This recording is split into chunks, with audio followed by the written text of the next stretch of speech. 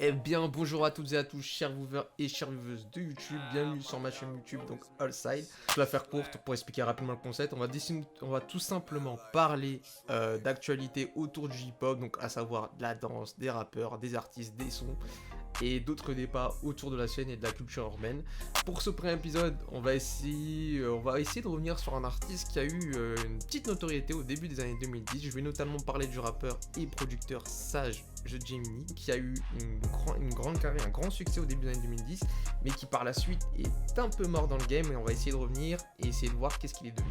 Expliquer comment on va se découper la vidéo, donc on va revenir rapidement sur son parcours, ses hits et peut-être quelques péripéties qu'il a eu durant sa carrière, et enfin on va essayer de savoir qu'est-ce qui est devenu. Donc si le concept t'intéresse et que tu es bien assis sur ta chaîne et que tu es prêt à m'écouter, sur ce, en ouaille!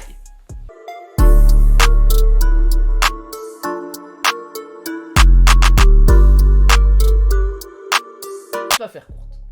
En termes de carrière, donc Dominic Winwood est né le 20 juin 1992 dans la Bay Area de San Francisco. Donc il expliquera dans une interview qu'il passera ses 6 premières années à San Francisco pour par la suite il déménagera avec ses parents et sa famille donc dans une ville à plus de 50 km d'ici qui va s'appeler Fairfield il me semble. Donc il déménage tout simplement parce que ses parents souhaitent lui offrir un meilleur cadre de vie pour ses études et l'éloigner de la street banger et afin que le fils devienne tout simplement un bon gars quoi, et un bon gars dans la société tout simplement. Ah bon, voilà ce qui va se passer par la suite. Donc Dominic, accompagné de son cousin de l'époque, ont développé rapidement une véritable passion pour la musique. Ils vont d'ailleurs donc acheter des micros, des casques et vont commencer à produire leurs propres instrus pour pouvoir s'essayer et se perfectionner et trouver un style de musique. Alors c'est à l'âge de 14 ans que Dominic va tout simplement décider de sortir un premier son. Donc le son va s'appeler Made in China en référence à la qualité pourrie de leur micro de l'époque et de leur casque. Comme vous avez pu le deviner, ne va pas rencontrer un succès au début, mais Dominic a toujours se perfectionner dans la musique. Il va d'ailleurs notamment à ce moment-là prendre son blaze de rappeur, donc c'est-à-dire que il va prendre le blaze Sage de Gemini, donc Sage en référence à la couleur de ses yeux et Gemini en référence de son signe astrologique qui va donner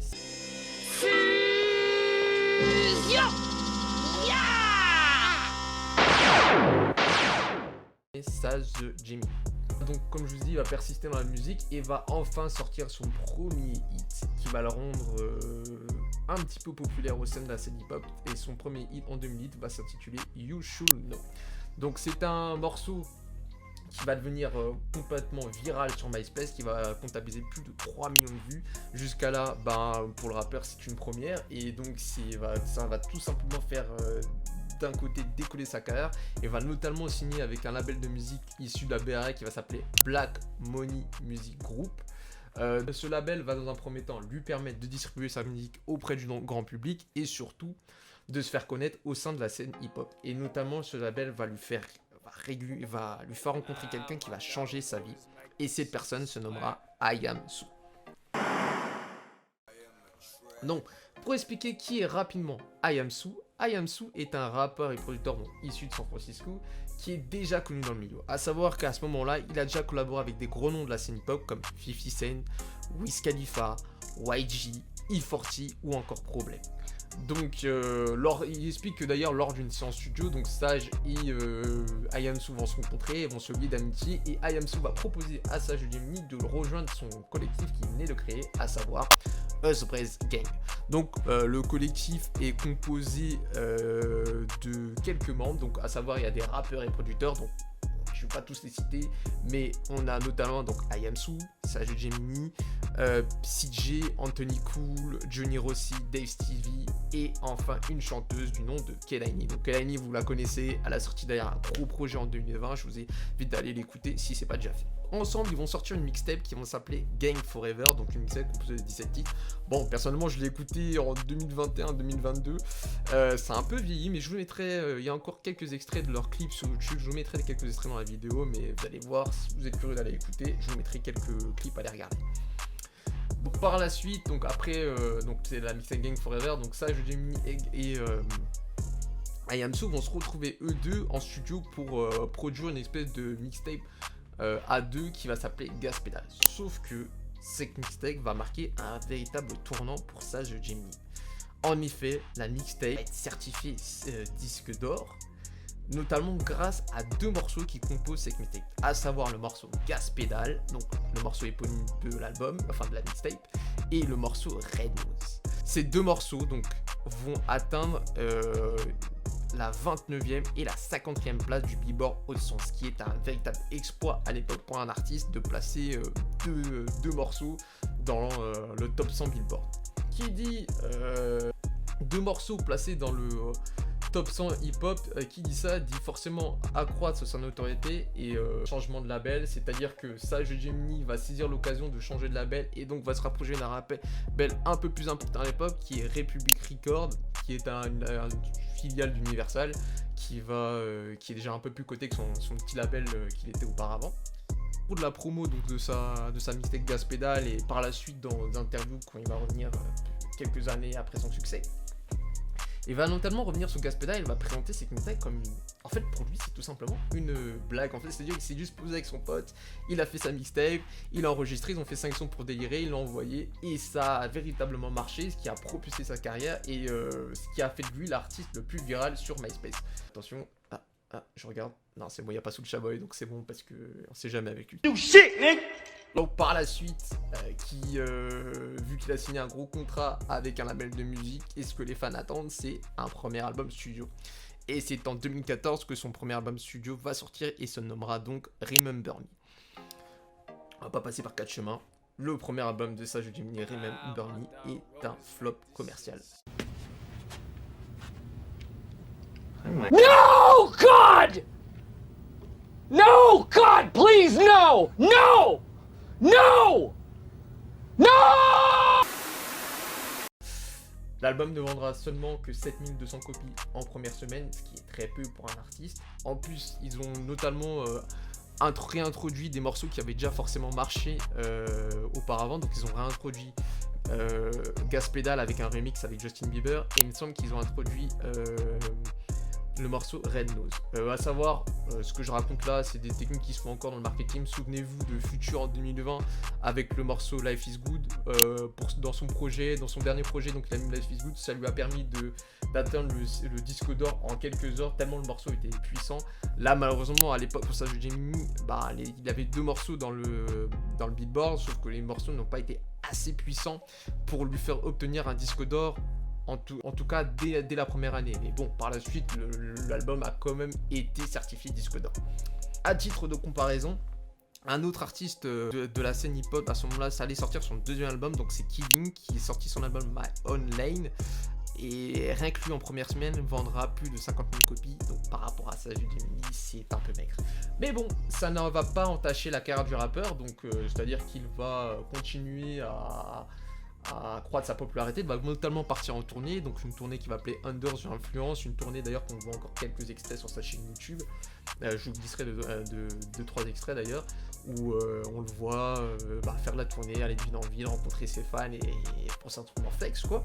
Et ça va pas non plus freiner le rappeur, c'est-à-dire qu'il va enchaîner les collaborations. En 2014, il va notamment poser avec des artistes comme 2 Chainz ou encore Eric Bellinger. My role model used to travel Saab, still got every chain I had from the start.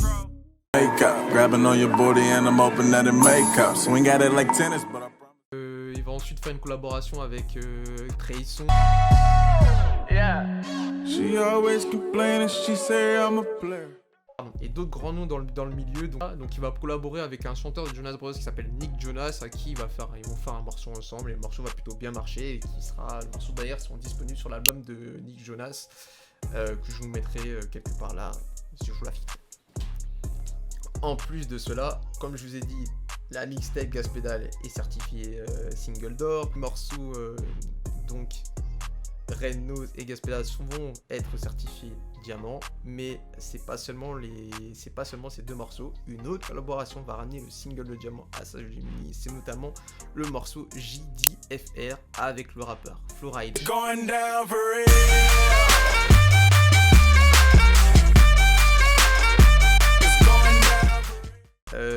Qui va rencontrer un tel succès, donc il va devenir platine, comme je vous l'ai dit auparavant, et qui va aussi être introduit dans la bande son de Fast and Furious 7. Donc vous savez, la fameuse bande son avec le See You Again, le morceau au milliard de vues, et plein d'autres, et le morceau avec plein d'autres artistes. Il va même encore collaborer sur un autre morceau, Sage Gemini, le morceau Payback, en featuring, il y a Juicy J, Kevin Gate et Future dessus sur le morceau, si je ne dis pas de bêtises. Donc, globalement, tout va mieux pour le rappeur, sa carrière se porte plutôt bien jusqu'à un événement qui va relativement freiner sa carrière et qui va casser un peu le rythme, même de beaucoup d'autres artistes dans le milieu, à savoir son contrat. En effet, dans un premier temps, Sage Gemini va rentrer en litige avec son label Republic Records. Ce qui va installer un espèce de climat froid, quoi. Il va être en froid avec son label tout simplement. Et il va donc décider de se barrer pour créer sa propre structure, à savoir Global Gemini Records. Voilà. Donc sur Global Gemini Records, donc Sage Gemini va produire plusieurs morceaux et envoyer plusieurs sons jusqu'à retrouver un petit engouement. Donc il va d'ailleurs le retrouver avec le morceau No On Later, donc en 2016. Il va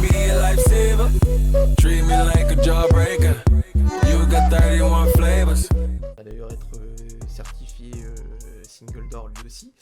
Et donc il va retrouver ces petits engouements, une petite notoriété, donc c'est-à-dire qu'il est nouveau là sur scène, et justement là il va annoncer une mixtape qui sonne un peu comme un deuxième album, une revanche, qui sortira en 2017, qui se nomme Morse Code. Donc cette mixtape est composée de 15 titres. On retrouve notamment des artistes comme Ken Jones, donc le protégé de DJ Khaled, et un petit rappeur qui venait d'arriver, un tête moutonne qui venait d'arriver, donc Capucci. Malheureusement pour lui, encore une fois, l'album sera un flop commercial. Il explique notamment que le fait qu'il soit dans un label, enfin qu'il a son propre label indépendant, et ben ça lui a élargi sa vision du business. C'est-à-dire que avant, dans un label, il avait un service marketing, un service com, une communication, et il communiquait beaucoup autour de lui, autour de ses réseaux. Là, le problème, c'est qu'il était tout seul, c'est-à-dire qu'il a manqué de communication, il a manqué d'éléments marketing, de marketing, et il n'a pas fait beaucoup de promo à ce moment de cette mixtape. D'ailleurs, on retrouve très peu d'interviews autour de ce deuxième mixtape, quoi. Si pour moi le deuxième gros bémol de ce projet, c'est qu'en fait Sage Gemini n'a pas vraiment pris en maturité.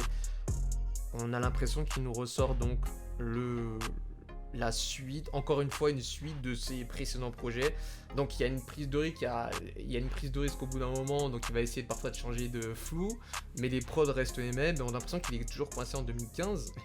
Et que forcément ça n'a pas pris. En plus, personne ne l'attendait à ce moment-là. Moi je vais pas vous mentir, en 2017, moi j'entendais plus le premier album de Migos que l'album de Sage Gemini à l'époque. Bon, après cuisante défaite, on peut dire, au niveau commercial de son mixtape, donc Morse Code, il va un peu prendre une pause et prendre un peu de recul sur les événements. Et il va d'ailleurs notamment se rapprocher par l'intermédiaire d'un pote à lui, du rappeur Chris Brown, avec qui donc il va se qualifier de frère. C'est comme son mentor, il lui ferait écouter des sons régulièrement. Ils ont même d'ailleurs plusieurs fois collaboré ensemble, notamment en 2018 ils ont déjà fait sortir un single ensemble sur le morceau Boss It. 2019, Chris Brown l'a invité sur la réédition de son album Indigo sur le morceau OT When I Drive Blame. What? Bro, what are you talking about, man? Désolé pour mon anglais, je sais qu'il est éclaté, mais vas-y, t'as capté, hein, Star, mais y'a pas le choix. Et donc c'est un gros morceau en featuring, donc avec Rich the Kid et Yella Busy et Chris Brown dessus.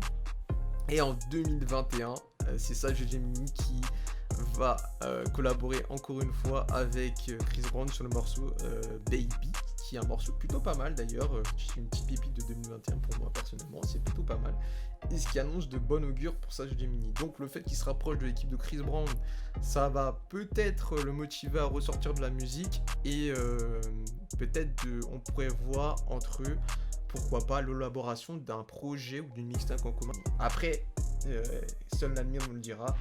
Je ne sais pas si c'est forcément son souhait de revenir dans la musique et de se réimplanter. Mais en tout cas, on voit que de la force par la suite. Voilà, donc cette première vidéo est finie. Moi, je vous invite à... Ah oui, on a oublié de faire un petit truc, les gars. On a oublié de... Je vous conseille quelques sons à écouter des Sage Gemini, donc notamment Red Nose et Gas Pedal si vous ne les avez pas entendus. Le morceau Baby avec Chris Brown. Il y a un morceau aussi que j'aime bien aussi, Oops Rim.